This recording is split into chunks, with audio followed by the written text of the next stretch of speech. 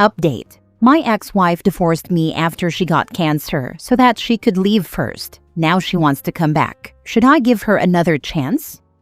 Original post. I, 34 male, met my wife, I'll call her Anna, 32 female, during our first year of university. We dated through university and got married right after her graduation. Things were happy for a while until Anna discovered a lump in her right breast. I encouraged her to have it checked out. She was reluctant to do so, but ultimately did, because breast cancer runs in her family. And sure enough, that's what she had.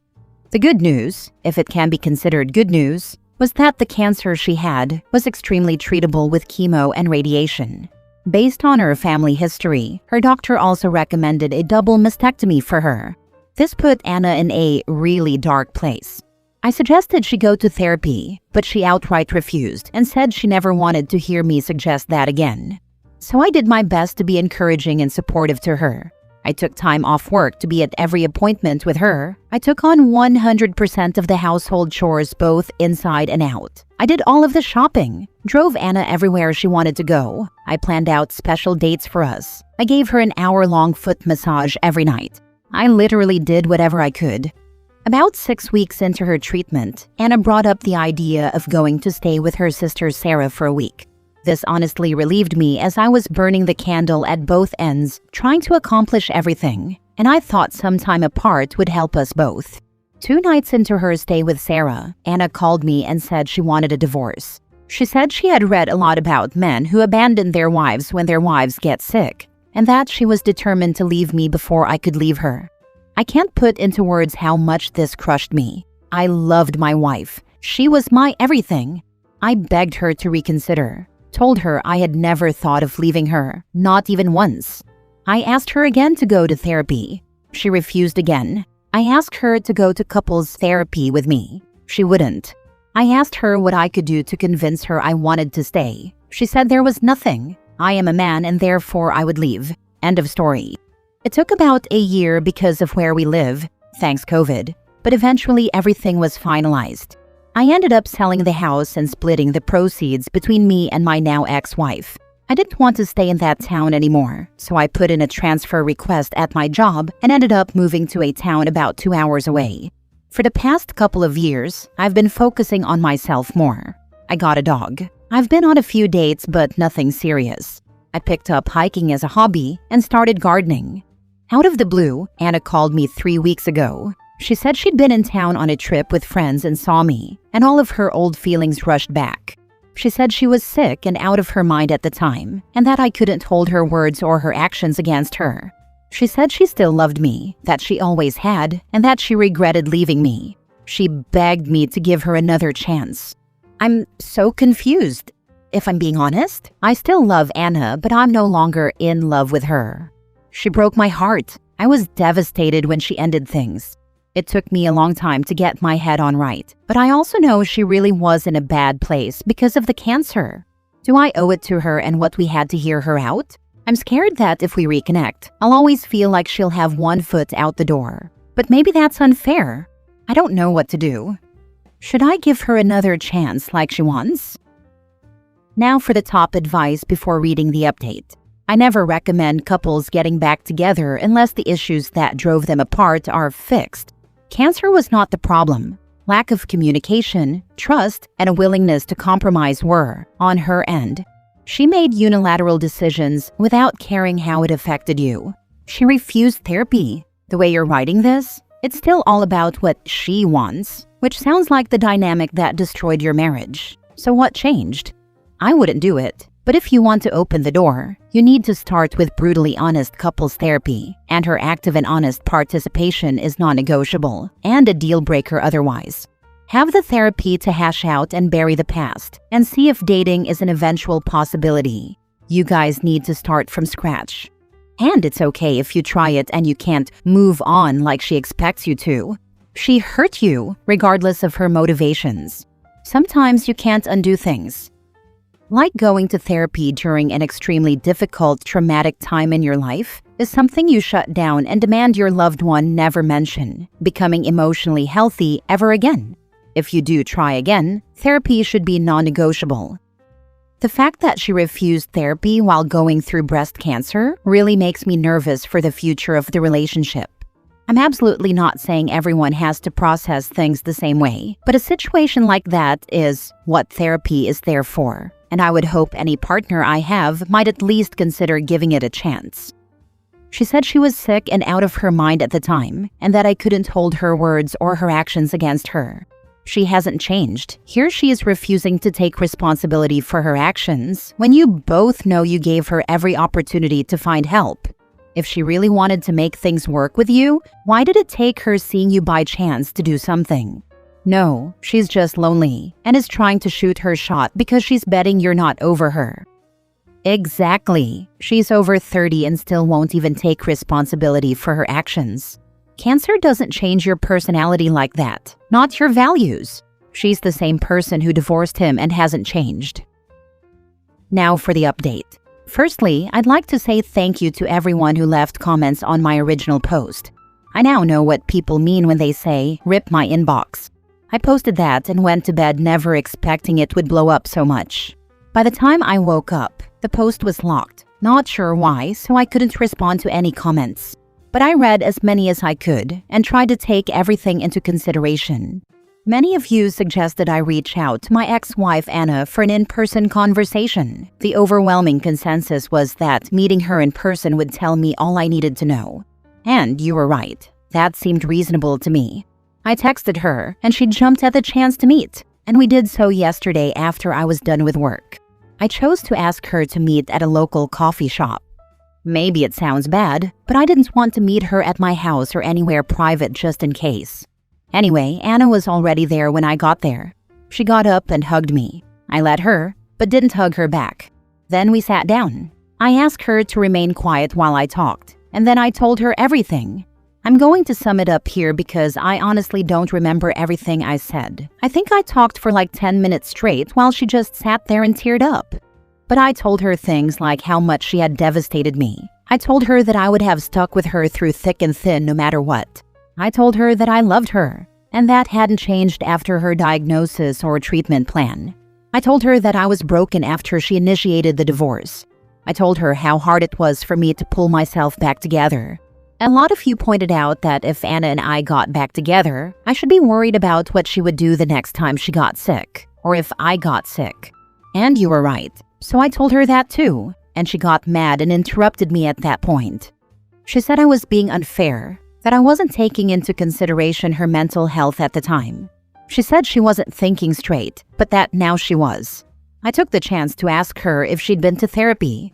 She told me she hadn't, and that she had no plans to, and that she didn't need it. I have to admit, that crushed me a little.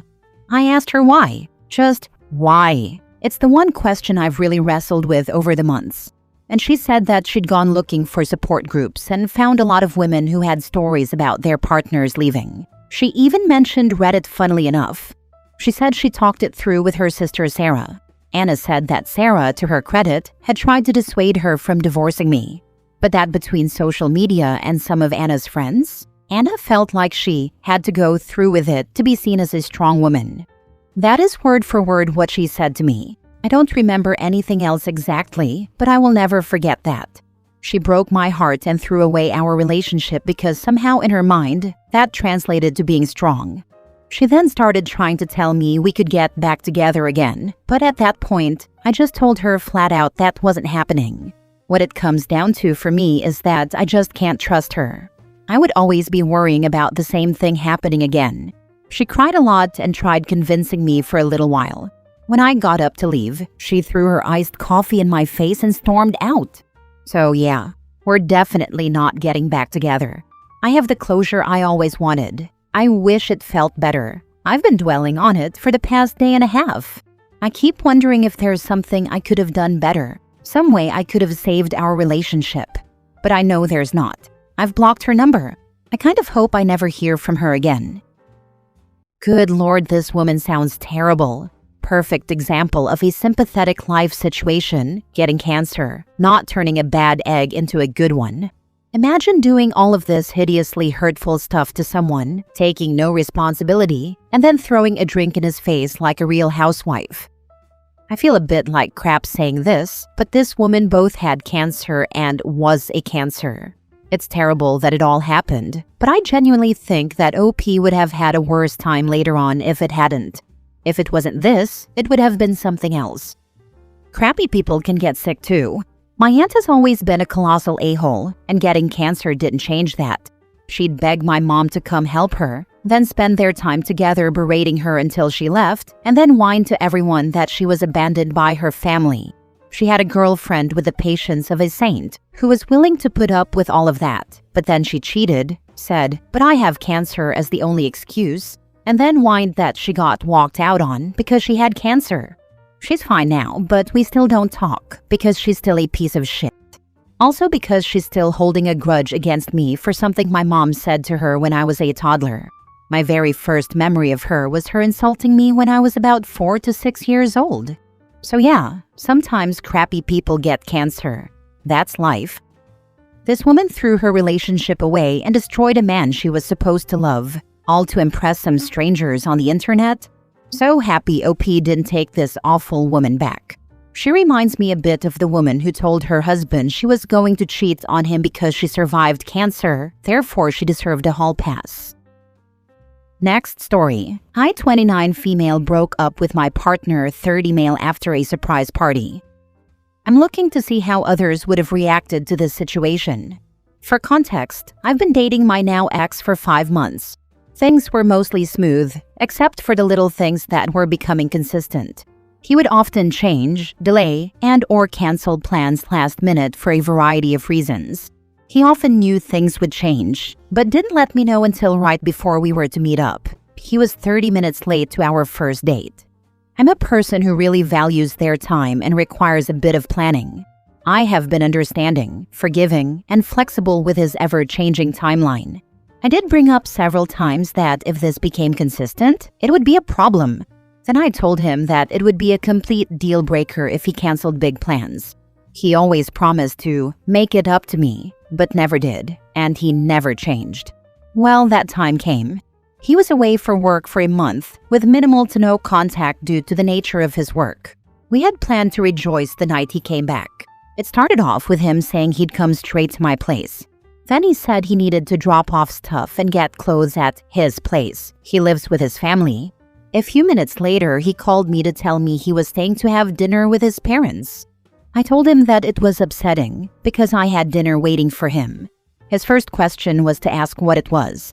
Then he texted me to tell me he wouldn't be long and insisted he'd come over even after I said not to worry about it right now. I'm waiting and waiting. I got a call but couldn't answer right away, and then received a text stating that his family had a surprise party for him and that he wasn't coming at all after all. No invite, no acknowledgement of the hurt, and a vague non-committal plan to come over first thing tomorrow. That was it for me. I waited a whole month for him and planned several days in advance to have a nice dinner. Cleaned my apartment top to bottom, shaved, got dolled up. For nothing. I called him out and told him that it was weird his family planned a surprise party, knowing we had plans, and didn't even bother to invite me.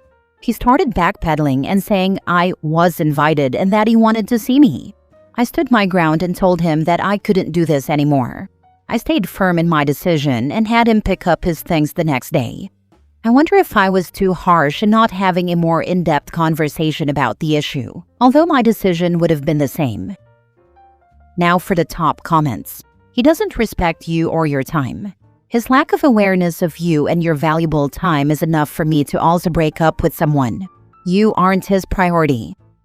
Thanks for the clarity. I knew that this was the case, but was letting my feelings cloud my judgment. When I see a post like this, I feel strangely invigorated.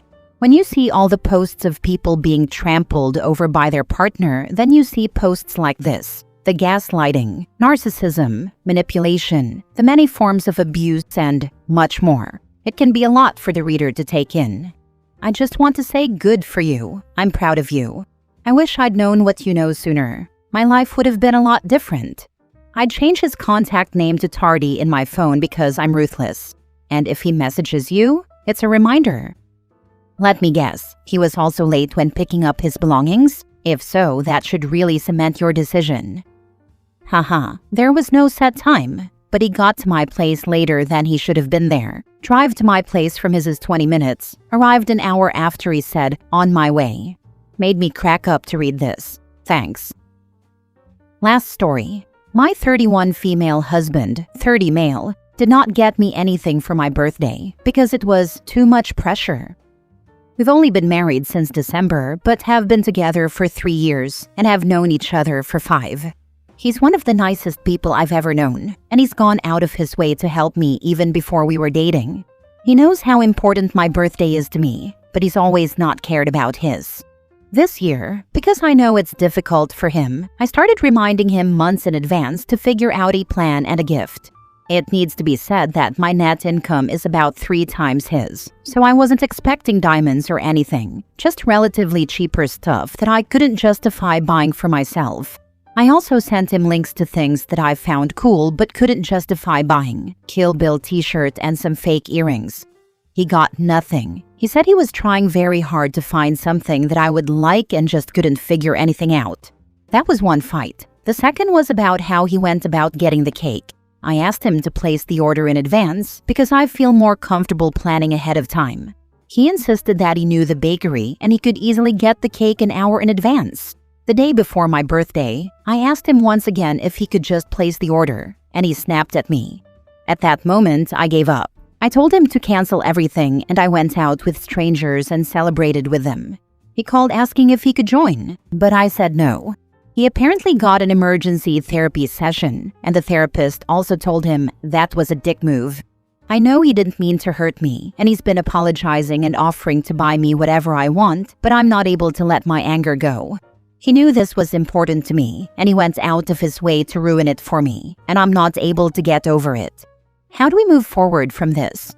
I need help and advice. Couples therapy is on the table, but right now I'm still too angry to have a conversation. P.S. I also plan his birthdays and get him gifts. He's the nicest person you've ever known? Right? Then she's been around some awful people. Or is he only nice when she's doing what he wants? I know he didn't mean to hurt me. I question this OP. If you give someone idiot-proof guidance on what you like, and they simply choose to ignore it, what do you think the endgame is there other than to hurt you? He knew this was important to me, and he went out of his way to ruin it for me, and I'm not able to get over it. Yes, this is the key. He knew what you wanted, and he chose to do the opposite. Maybe because he enjoys the power trip of depriving you of something that would make you happy, or of making you feel devalued in small, plausibly deniable ways. The why doesn't really matter. It's deliberate passive aggression, and you shouldn't tolerate it. If this guy is anything like my ex, he's sabotaging something important to her because he's feeling upset and insecure. Birthdays, anniversaries, family events, and even funerals were weaponized. He'd kick up drama the day of, never sooner, and the day would end with him as the focus. It was like I couldn't love anyone else, including myself, without having to prove that I loved him first. It was exhausting.